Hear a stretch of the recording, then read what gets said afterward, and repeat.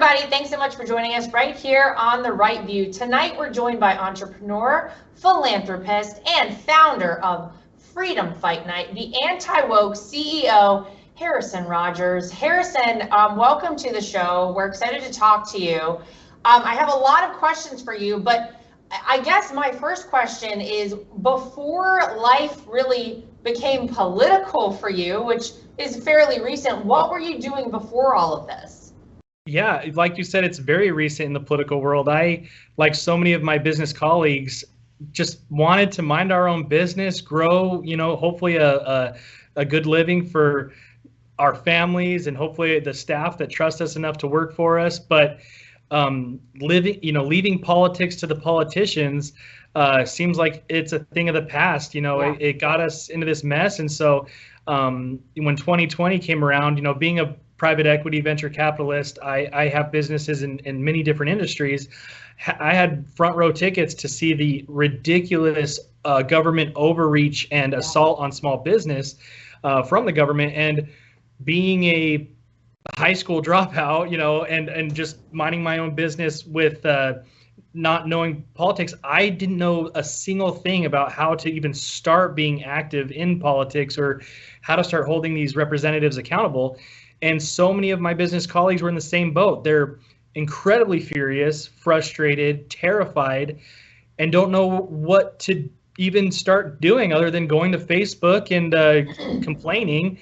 And then we see where that got us, with censorship. And so I decided I was in a little bit better of a situation than a lot of my business colleagues to say, I'm going to turn over some of my operations to a great controller, and I'm going to dive into this political world and hope that I come out with enough knowledge to help my pals, that don't know where to go. And that's where I'm at now, is realizing how far our country has gone from what I thought our country was. Just, growing the business, private sector, just blissfully ignorant. I almost wish we could have stayed blissfully ignorant, because it's just, blissful. Well, it's easier, right? It's so much easier. By the way, your story reminds me of a guy named Donald Trump, who was never interested in getting into politics, but sort of got to a place similar to you where he was like, this is crazy. What is this country? This is not the country that I grew up in. It seems like this country is sort of slipping away from us and is departing so much from, what we all knew. Quite frankly, that's why my father-in-law decided to run for president, because he'd had enough. It sounds like you were in a similar space during COVID. That was kind of the last straw for you, right? You watched like government overreach after government overreach, the lockdowns destroying businesses and the economy. I mean, that was sort of what led you to get involved, right? Exactly. And to have any similarities that you just compared me to Mr. 45 is like ridiculous, honorable. So I am grateful that you said that, but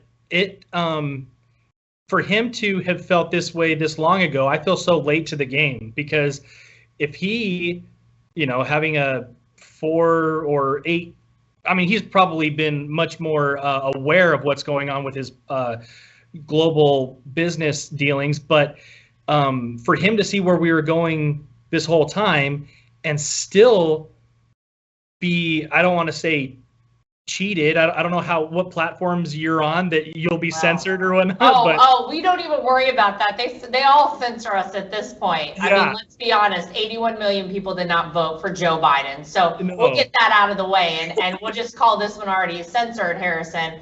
But it's interesting because what you're saying about not really knowing so much about the process and how politics worked, I feel like so many people feel like that. People get little snippets out there from whatever source they use to get their news and their information. I use the term news very loosely because it's basically at this point a lot of political activists disguised as journalists that operate out there. And for even those of us in the Trump family, like myself, I didn't have a breadth of knowledge of politics until my father-in-law came down the golden escalator, decided he was going to run for president of the United States. And we all naively thought, well, I mean, we're going to follow the rules. We're going to do the things that we know we have to do in order to run a campaign for president. We're going to do all these things the right way. And, it's going to be easy peasy, right? Little did we know what was awaiting us on the other side. And honestly, kind of the Pandora's box that opened of sorts. And we really got to see firsthand what the swamp is up close and personal. And it's absolutely worse than any of us ever imagined, including my father-in-law. But I think what you're saying, a lot of people can relate to out there, because unless you're a political science major in college or something, when do you learn this stuff? You kind of don't. I think it's by design. Like, yeah. Our public education don't want individual thinking. They don't want people to know the whole process and how they can be, smart, educated to start having the system work for them. They just want them to know enough to be activists, but blind sheep activists, which is what I think we saw, all the summers of 2020 with BLM. And so all the people who, I don't want to say January 6th was justified, but holy crap. I mean, I don't think it was nearly, anyway. January 6th, I think, was some people who, in their good intentions, showed up to a place thinking, well, if this is all people are able to do, I'm going to do it. I saw the left do it all summer long, burn crap down. I'm not going to go burn stuff down, but I'm going to go show up and finally speak out where I'm frustrated, because these people have been locked up for a whole year, and they see that everybody gets away with it. And not only away with it, they get bailed out by celebrities. Right. Cool. Who's not going to show up to these types of things? Little did they know that they were on the wrong team, and the rules aren't the same for both sides. Yeah. So you obviously, like a lot of us, you kind of watched what was happening during COVID, and really the way the government was just at every turn kind of overplaying their hand. You got fed up, and it all led you to start the Freedom Key Society. So tell me about that. You say it's not a political party or a private club, it's a movement. I'm so curious to learn more about this. Yes, that sounds very dramatic, but it was the only thing I think I could kind of relate it to, because I don't want it to be just a, party thumping, Republicans the answer to all this, and everything else is undebatable. And the left, or like the left, you have to be completely bought into everything, or you're excommunicated from the woke movement. I don't want it to be a party thing, because we can disagree on social issues. Once we have our freedoms back to be able to actually have the freedom of speech, to be able to argue, and press, the freedom to organize, like all these things that they were taking away from us. So this movement is for all of the naive, ignorant citizens that want to be involved but have nowhere to even understand where to begin, and they have full-time jobs and families to take care of, that they can't go study 6 hours a day to learn civics, government law, how we've got to this point of all the different cases. Why is Roe v. Wade now being brought up? Like, all these people are so desirous to get involved, they just don't even know where to begin. So Freedom Key Society was meant to originally just be an education, to be a resource where people can learn their rights and how they can hold their representatives accountable. But then we started going into more of like, education is great, but then how do we actually put it into action? And a lot of people, I have some really wealthy colleagues, and they have never donated to political things in their life. They don't trust anything. They don't trust Republicans, Democrats, and so why would they donate their hard-earned money to it? But they want to donate their money. They want to feel like they're actually doing something. And so Freedom Key Society was somebody who they know I love Trump, but I'm not what... You're not a partisan. Like, you're not just going to buy in full-fledged to anything that either side says, because you're a free-thinking American, which, by the way, Harrison, not to interrupt you, I think that's where most people in this country see themselves. I don't think, I didn't grow up saying like, oh, I'm only a Republican. I grew up and my parents obviously leaned right, but they said, you decide what you believe in and you decide what's important to you. And I think a lot of people are really off-put by some of the extremes on both sides of the aisle. So I think it's actually a great idea, very smart. Thank you. And it seems like people are flocking to it. People are starving for some type of non-Civil War type discussions of how everybody can be, I hope we're not to the point where that's not the case, because, that's just heartbreaking to think that we're so divided. But I don't think we are as much divided as the extremes are divided. I think the middle, which is the vast majority, are just so uneducated and but want to get educated, so they're going to step up and put in the time to take that personal responsibility to get educated. They just don't know where to trust. They don't know where to start to begin. Oh crap, are they indoctrinating me? Like, is this company or is this organization now the new whatever?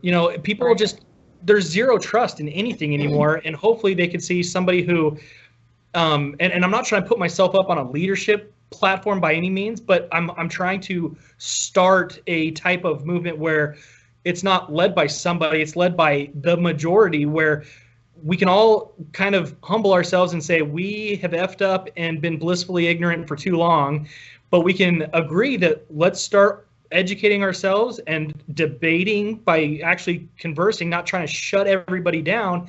And then let's take some action and actually put our money and time where our mouth is, and get some of these candidates elected who will never even reach a general election if we just keep leaving the primaries up to the establishments like they've been doing.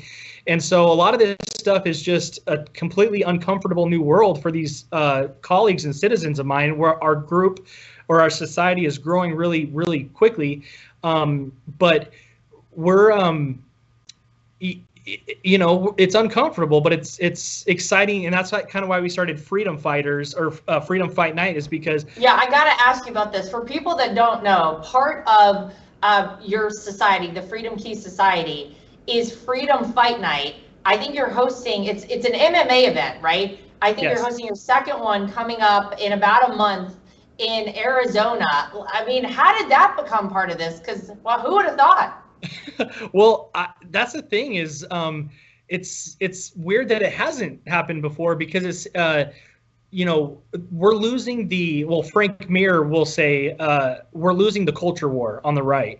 The left has dominated the NBA, NFL, concerts. All the artists are woke, and Hollywood's woke, and unfortunately, the universities and everything. And so anytime somebody wants to talk about the left, they're celebrated, or wokeness or whatever, they're celebrated. They're, the LeBron James or whatever. Luckily, the only sport I've seen so far that hasn't fallen to the woke culture is the MMA world. And it's so true. We've actually had we've had Frank Mir, we've had Tito Ortiz, both on this show before. And I feel like when you look at the MMA culture, it's really, I mean, first of all, these are tough guys. Like, who, Harrison, is going to go up to one of these MMA fighters and be like, oh, did you vote for Trump? Like, I'm going to get, they're not even going to try it with these guys. So everybody's been rather outspoken about their political views, whatever they might be, I feel like, within MMA. But it seems like it's a little bit more of a right-leaning crowd than a left-leaning crowd. But it's so interesting. How did you get all of these people together? Because you have quite a group of MMA fighters. Yeah, that's a cool story too, because it's kind of surreal. I didn't plan for it to. This was not the blueprint agenda from the beginning by any means, because jumping into the political world, when I didn't know where to start, I started going to the CPACs. I started going to Turning Point USA events. I started going to a lot of these right-leaning things, just to kind of learn and see who's being the leaders of these different things. And not to talk bad about it, but it seemed like it was kind of the stereotypical cocktail parties, kind of normal fundraisers where you kind of pay for a plate, you kind of pay for whatever. And those are great. I'm glad they're working. But so many of my colleagues are blue collar, wouldn't show up to a cocktail event if they were made to, because they just are uncomfortable. But they can show up to an MMA event and they can say, hey, my money is not only going to an awesome fun night, I'm being a part of something that is going to good causes, and they get a little bit of education in it. I don't want to bombard the whole event with another CPAC speech thing, but I do want them to get value of education and where they can do local good. And so we're kind of incorporating all of this at once, because I grew up, I have 3 amateur MMA bouts where I was, and I never got to realize more of it. And so, like, I'm married and have 5 kids, and they've never seen me in that type of mode. And so I kind of just hanging out with all these UFC legends. I'm like, I need to get back in there and do an amateur fight so that my family can actually see me in that, they only see me as the boring businessman dad. That's not. So wait, are we going to see you? Are we going to see you fighting at some point? What's the plan? I don't know if I should release this early, but we got a comeback going on. Well, this would be a huge dream of mine. I grew up watching these legends, right? They created UFC. Tito Ortiz, Frank Mir, Rampage Jackson, Dana White owes them everything. So me growing up, these people being my hero, now being my partners in a lot of these events, is surreal enough. But Tito wants to have his career-ending MMA fight on a Freedom Fight Night card. And so we're thinking in October for a final kind of fundraising event before the general elections and everything here in Arizona, to do his career. What's the opposite of debut? The career retirement? Sunset. Yeah, the sunset fight. And we have a local celebrity fighter here that has already accepted his challenge, and so. I thought you were going to do it. I was ready. No, yeah, to say you bet. Woo! The audience would know that would be a boring fight, and so he's going out with a bang. And for me, selfishly, I'm like, this could be a dream if I have an amateur fight at the beginning of like the prelim card on the same card of one of my heroes. Yeah. So October could be a bit. My wife is pissed that this is even a discussion, but I think, you know what? I don't want to be 50 and think, oh, I should have done it. I should have, Yeah. So we'll see. Yeah. Well, so this is so interesting. So you have 5 kids. How old are your kids? Between 12 and 3. So basically every 2 years we just didn't realize what was causing it, I guess. Oh, I guess not. Well, I hope you figured it out at this point. Let me tell you something. I have 2. Well, shout out to your wife, because I've got 2 kids, and I could barely get by as it is with these 2. That's amazing. Well, obviously, part of the reason I suspect, and I hear this all the time from people all across the country, that you decided to learn more, to get more involved politically, is because you want the same country for your kids as you grew up in. I mean, for me, that's the number one thing I think about all the time is what kind of world, what kind of country are we leaving to our children, to the next generation and their children and beyond, if the country that we see right now seems so foreign to us in so many ways, if things are changing and degrading so rapidly in so many respects, what are we leaving to the younger generation, right? And so I think that for so many people, they're starting to pay attention now, whether it's parents in Virginia who were sick and tired of learning that their kids were being indoctrinated in so many different ways, and they stood up and they voted for a Republican governor to take over their blue state. And you look all across these primaries that have been happening as we head towards the midterms in November. It's been very interesting to see what a huge role parents in particular are playing in San Francisco, where they recalled the school board, in so many different liberal areas where they're saying enough is enough. We want this country to go well, and we want things to be right for our kids. I mean, was that part of the thought process for you? Is like, what is this country coming to at this point? Absolutely. I mean, I grew up in public school. Always thought, the private school kids were weird or whatever, and so I never wanted that for my kids. Same with me, by the way. I went to public school, and now my husband, it's a different world. My husband went to private school. He went to boarding school. By the way, when I was growing up, boarding school was like for the kids that were bad. I was like, did you have a problem? Apparently not. It's a Northeast thing, which I didn't know, but I digress. Sorry to interrupt you. I had to throw it in. No, I agree. I was always like, oh man, did they beat up like a ton of their classmates and they have to go to boarding school? What happened? But I don't want to give up on the public schools. They provide such a good value, but we can't. I mean, we can't, Harrison, because think about, I went to public school, you went to public school. I think about the kids, there's so many parents that don't have another option. Yes, if you can take your kids out of public schools right now, so many people have. So many people are putting all of their money into educating their children in a private school because it's terrifying to see some of the things that are happening out there in public schools, but we can't give up on them. No, exactly. And so I embarrassingly had also the luxury of being blissfully ignorant as a kid, where I didn't care about religion. I didn't care about, the really understanding God and really understanding how we got to this country, and how really now seeing it, our country has provided so much in the grand scheme of things is when you think about God. And so I've got more spiritual in the last 2 years than I ever have prior. And I'm realizing that if I hadn't kind of started this, my poor kids would have got even further along in the understanding of the kind of the overtake of evilness that's going on. Like, I grew up and it was still kind of a bad thing to be shown all these private parts by a drag queen in your school. Like, that would have been so terrible. Would have been a problem. Yeah, it would have been a problem. And right. and just talking about genders this young, and talking about all these different things that would have been inappropriate as a kid, I took for granted because it was just common sense.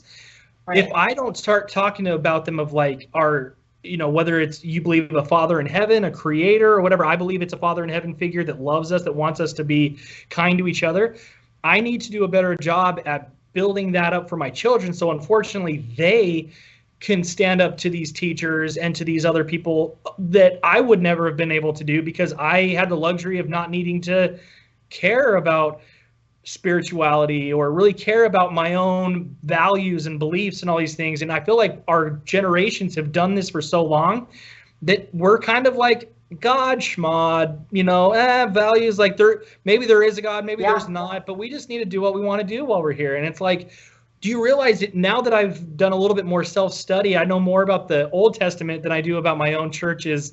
I'm LDS, and so the Book of Mormon, I'm still trying to catch up and learn enough about that. But I'm like, history repeats itself so frequently, and with the technology we have to be able to learn ourselves, you'd think this would be the ability to not have history repeat itself, but we've done such a good job at taking away history or recreating history, or at least making it sound stupid to talk about scripture or whatever, that we are going right back into a Sodom, Gomorrah and all these different things that people think, oh, you're such an old, like when I was a kid, we're like, oh, you're such a baby boomer, prude, you don't get it. It's like, oh, you're such a Bible thumper.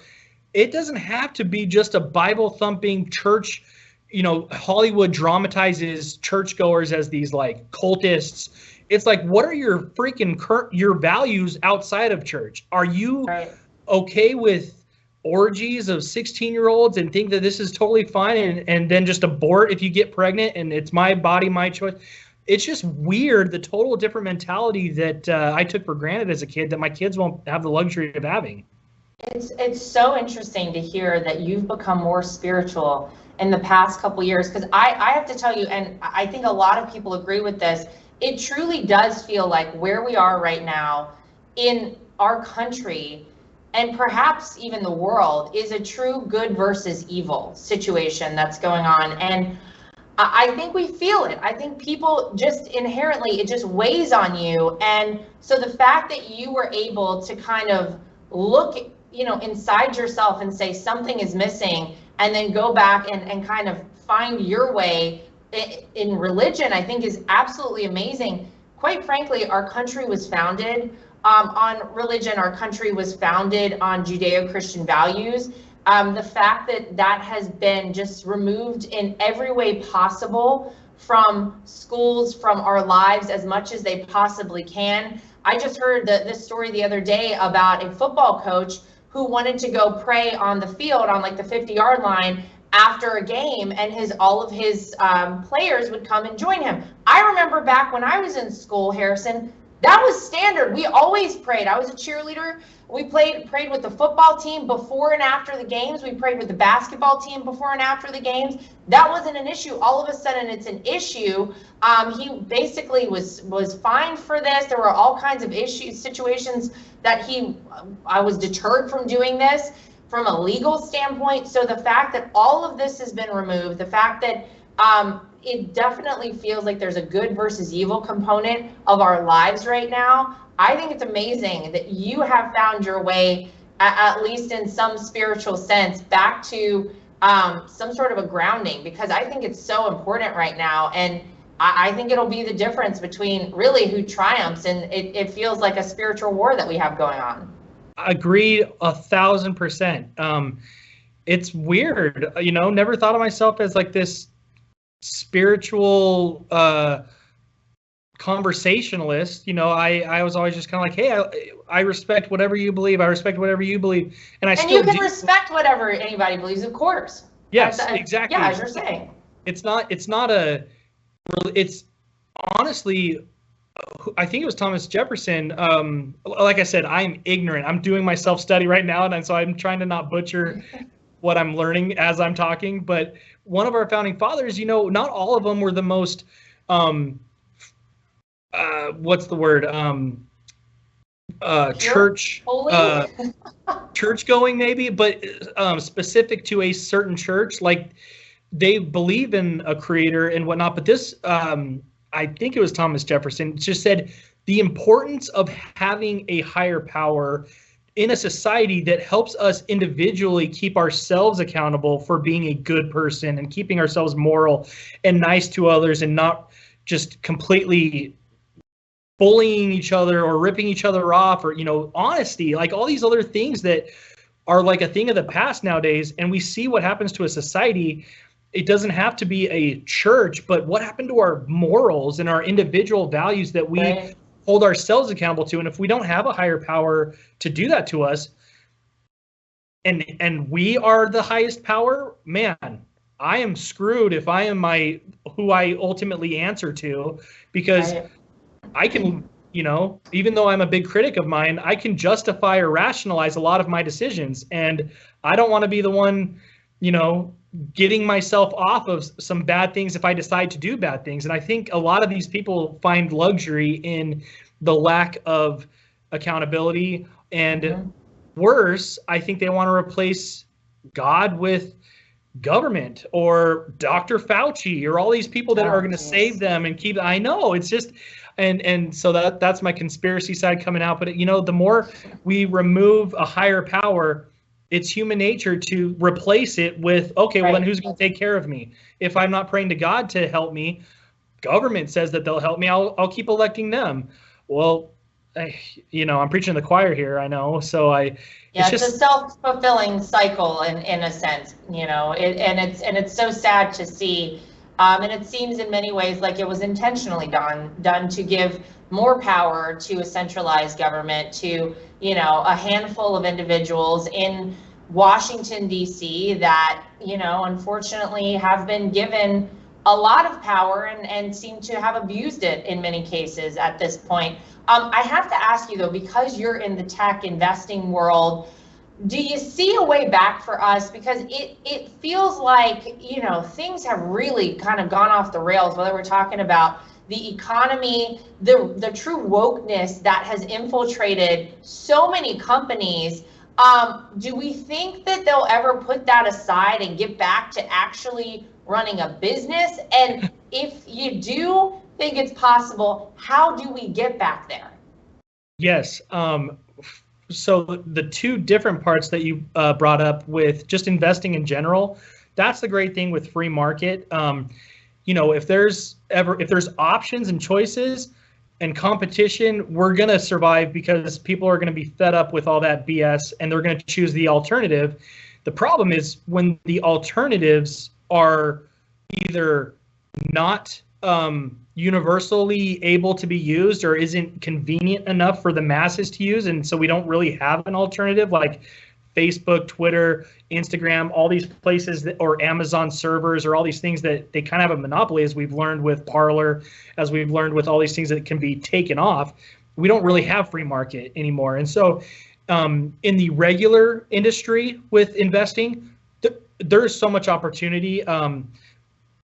When there's problems, there's opportunity, and there's a lot of problems right now. So an investor that can come in and innovate and find ways to solve, there's a lot of opportunities for Zuckerbergs or Uber creators, people to find ways to make billions of dollars, as long as we keep the free market championed and not tax them to death and make them feel like villains for succeeding.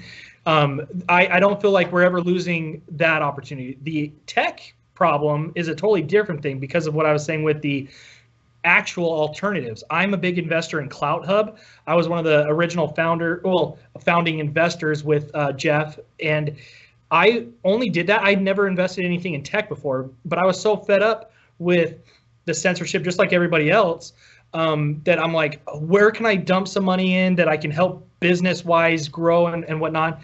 But then a million alternatives pop up, and everybody wants to be the next Facebook and Twitter and whatnot. The cool thing about CloutHub, though, is it's not just an alternative to Twitter, which I feel like everybody was wanting to do because they were the ones that banned 45, and it was like, oh, let's get that back up real quickly.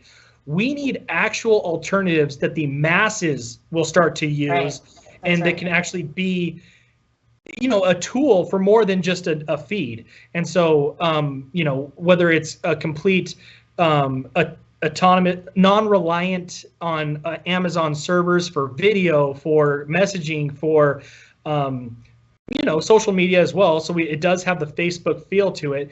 I think CloutHub is going to be a long-term solution because it's actually going to be evolving technology rather than trying to replace technology. We can't really fight this uphill battle that they've had a decade on us to grow these conglomerates. We need to think of what's next. What's the next technology that is going to be, maybe we can beat them at that, because right now they have such this head start, but virtual reality, alternative, AI, which is terrifying, this whole metaverse. Terrifying. Oh. Holy crap. I'm trying so hard to get this interview and meeting with Elon Musk to talk about some of these ideas that I'm having, but he, I think, has saved single-handedly the world's free speech with the whole Twitter thing. I know that's probably not going through anymore, but for him to be able to come in and show that we don't need to continue to try to build and build alternatives. We need a badass to come in and say, I'm going to buy this mother trucker, and we are going to, but it actually exposed a lot of their faults, like all the robots, all the things that brought down its value. I don't know if he meant to do that, but it sure was fortunate and fortuitous that he exposed all these things. Look, no matter what happens with Elon and Twitter and the whole thing, I think you're right. I think that regardless, he has really kind of blown the lid off of things. And I mean, if you are a conservative or you lean right, you already knew all of this stuff was happening. We've been talking about it for a long time because we felt it. We saw it happen in real time on all of our Twitter feeds. I don't tweet anything anymore because I just don't care. I just don't even, bother with it.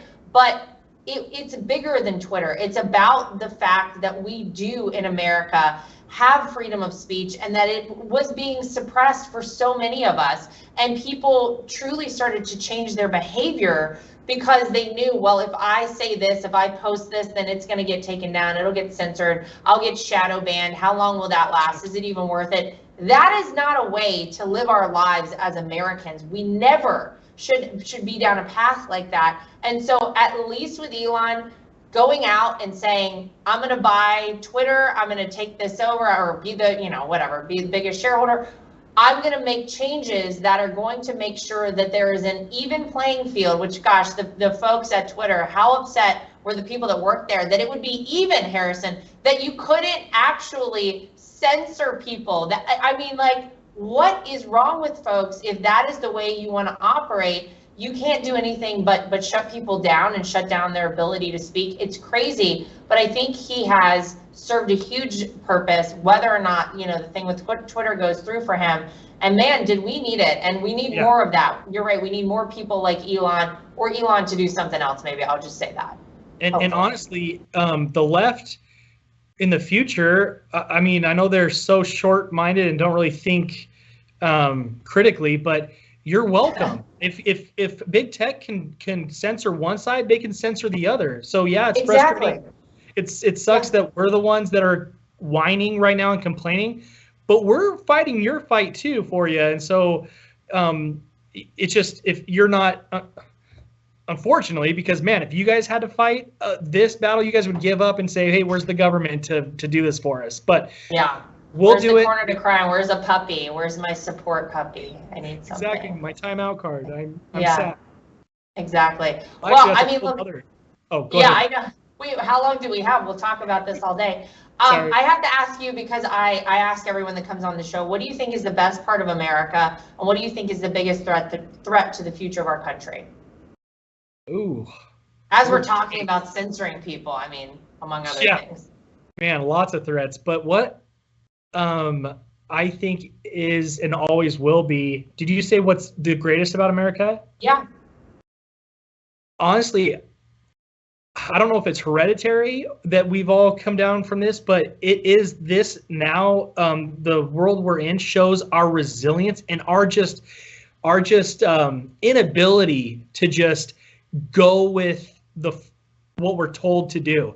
And I mean, a lot of us are showing that they're willing to do that, but there's enough of us, and like I said, I don't know if it's hereditary, where we will just not give up in being alive, saying, you know what, I'd rather be safe in a cage than in danger but free. You know, that's not freedom. And I see it, the more and more of us waking up and fighting back.